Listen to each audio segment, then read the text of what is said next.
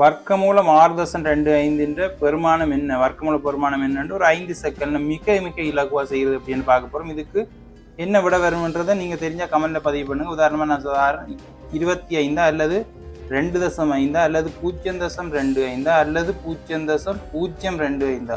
இந்த 4 விடையில என்ன விட பொருத்தமா இருக்கும்ன்றதை கமெண்ட்ல பதிவு பண்ணுங்க. நாங்கள் இதுக்குரிய விளக்கத்தோட பார்ப்போம். ஷார்ட்கட்டில் எப்படி மிக இலகுவா செய்யறதுன்றது விளக்கமாக பார்ப்போம். விட தெரிஞ்சால் கமெண்ட்டில் பதிவு பண்ணுங்கள். நாங்கள் விளக்கமாக ஷார்ட்கட்டில் பார்ப்போம். மிக 5 செகண்டில் மிக இலகுவா செய்திடலாம். இப்போ அதுக்கு முதல்ல அதே மாதிரி ஒரு 3 கேள்வி பார்த்துட்டு 4வது கேள்விக்கு போவோம். ஏற்கனவே இது சம்மந்தமாக காணொலி போட்டிருந்தோம். அதாவது வர்க்கங்கள் தெரிஞ்சால் தான் இந்த மாதிரி கேள்விகள் செய்யலாம். இப்போ 1 வர்க்கம்னா 1, 2 வர்க்கம்னா 4 தெரியும்.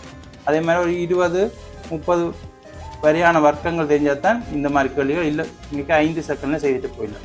இப்போ முதலாவது கேள்வியை நாங்கள் பார்த்தோம்னா அதே மாதிரி பயன்படுத்தி 4வது கேள்வியை நாங்கள் இலகுவாக பார்த்துட்டு போயிடலாம்.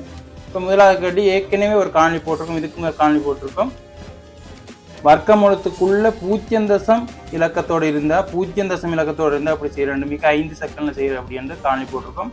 அதே மாதிரி கேள்வி தான் முதலாவது கேள்வி. அதை பார்க்கலன்னா பார்த்துக்கொள்ளுங்க. வர்க்கமூலத்துக்கு 0 இருந்தால் ஒன்றுமில்லை 25 வர்க்கமூலம் என்னன்னு எங்களுக்கு தெரியும் 5. தசத்துக்கு பின்னுக்கு 2 தானம் தள்ளி இருந்தால் இங்கே ஒரு தானம், தசத்துக்கு பின்னுக்கு ஒரு தானம் தசம் குத்தினா அதுதான் அதுக்குரிய விடை.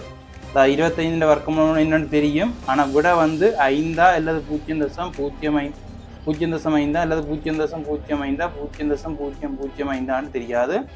அதனால தான் நாங்கள் ஷார்ட்கட்டில் செய்கிறதுக்கு பார்த்து நாங்கள் தசத்துக்கு பின்னுக்கு 2 இலக்கம் இருந்தால் விடையில் தசத்துக்கு பின்னுக்கு 1 இலக்கம் இருக்குமே தான் விடை வரும். அதாவது பின்னுக்கு இருந்து ஒரு தானம் தள்ளி தசம் சரி, தசத்துக்கு பின்னுக்கு 1 இலக்கம். அதே மாதிரி தான் நீங்கள் செய்ய போகிறோம். ஆனால் இங்கே 0 இலக்கம் இல்லை, இங்கே தசத்துக்கு முன்னுக்கே இலக்கம் இருக்குது. தசத்துக்கு முன்னுக்கு 0 இல்லை. இதுக்கு முதல் பார்த்த காலையில் தசத்துக்கு முன்னுக்கு 0 இருக்கிறது, ஆனால் இங்கே தசத்துக்கு முன்னுக்கு 0 இல்லை. அதே மாதிரி தான் 4வது கேள்வியும் 6.25 தசத்துக்கு முன்னுக்கு 0 இல்லாத தான் 3 கேள்வியும் இருக்குது. இப்போ நாங்கள் 2வது கேள்வியை பார்த்தோம்னா 6வது கேள்வி 4வது கேள்வி மிக இலகுவாக செய்யலாம். இப்போ 2வது கேள்வியை பார்ப்போம். 2வது கேள்வி செய்கிறதும் அதே மாதிரி தான், ஒன்றுமில்லை 121 வர்க்கமூலம் என்னன்னு எங்களுக்கு தெரியும். அதுக்கு தான் சொன்னோம் வர்க்கங்கள் தெரியணும், தெரிஞ்சால் தான் 5 செகண்டில் செய்யலாம். 121 வர்க்கமூலம் 11 எங்களுக்கு தெரியும். ஆனால் இதுக்குரிய விட 11 அல்லது 0.11 அல்லது 1.1 அல்லது 0.011 தெரியாது. இப்போ இதில் எந்த விட பொருத்தமாக இருக்க மட்டும் தான் நாங்கள் இப்போ பார்க்க போகிறோம். அதுக்கு இங்கே முதலாவது செய்த மாதிரி, முதல் காணொலி செய்த மாதிரி, இந்த முதல் வினாவில் செய்த மாதிரி, முதல் காணொலி செய்த மாதிரி தான் இங்கேயும் பயன்படுத்த போகிறோம். அதில் இன்னும் ஒன்றுமே இல்லை, 11 தான் விட வரப்போகுது. ஆனால் தசம் இங்கே வரப்போன்னு தான் தெரியாது எங்களுக்கு. தசத்துக்கு அதே தான், தசத்துக்கு பின்னுக்கு 2 இலக்கம் இருந்தால் ஒரு தானம் தள்ளி தசம் வரமே தசம் குத்தினா சரி, புரியுமா நினைக்கிறேன். தசத்துக்கு பின்னுக்கு 2 இலக்கம் இருந்தால் ஒரு தானம் தள்ளி வர்ற மாதிரி தசம் குத்தினா சரி. இங்கேயும் தசத்துக்கு முன்னுக்கு ஒரு இலக்கம் வருது. தசத்துக்கு பின்னுக்கு தான் கணக்கெடுக்கிறோம், தசத்துக்கு முன்னுக்கு கணக்கெடுத்துறதுல 11 தான் விட வரப்போ. ஆனால் தசம் இங்கே வரப்போந்தியா தசத்துக்கு பின்னுக்கு 2 இலக்கம் இருக்கிறபடியா இங்கே தசத்துக்கு பின்னுக்கு ஒரு இலக்கம் தான் இருக்கணும். அப்போ நடுவு தான் தசம் வரும். இப்போ இதுக்குரிய விட வந்து 1.1. இதே மாதிரி தான் 3வது 4வதும். இப்போ இதையும் நாங்கள் மிக இலகுவாக செய்துட்டு போயிடலாம். அதை எப்படி செய்யறேன்னு நாங்கள் இப்போ பார்ப்போம்.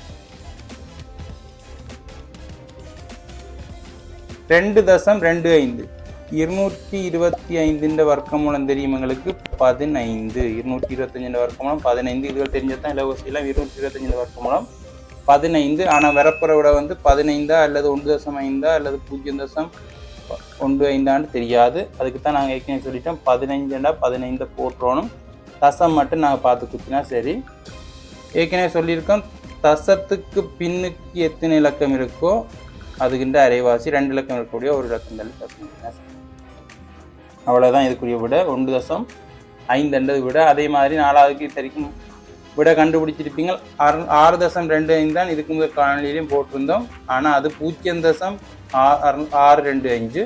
இங்கே 6.25 எல்லாத்துக்குமே 25 தான் விட வரப்போகுது. ஆனால் தசம் இங்கே ஊற்றுறோம். தசத்துக்கு பின்னுக்கு 2 இலக்கம் இருக்கிறபடியா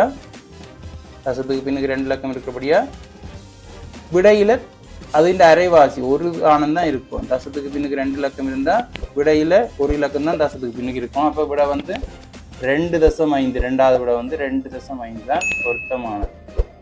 புரிஞ்சிருக்குமான்னு நினைக்கிறேன். அதையே பயன்படுத்தி நீங்கள் 5வது கேள்விக்கு விட கமெண்டில் பதிவு பண்ணக்கூடியதாக இருக்கும்.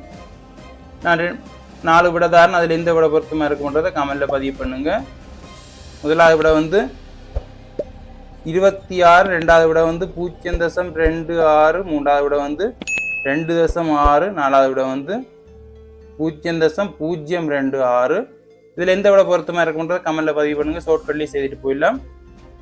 ஆனால் இந்த மெத்தட் இங்கே பயன்பட மாட்டாதுன்றா ஒரே ஒரு விடயம் மட்டும் முக்கியமாக தெரிஞ்சிருக்கணும். தசத்துக்கு பின்னுக்கு 3 இலக்கங்கள் வந்துட்டுதுண்டா, தசத்துக்கு பின்னுக்கு 3 இலக்கம், ஏதோ ஒரு இலக்கம் 3 இலக்கம் வந்துட்டுதுண்டா இதை பயன்படுத்த முடியாது.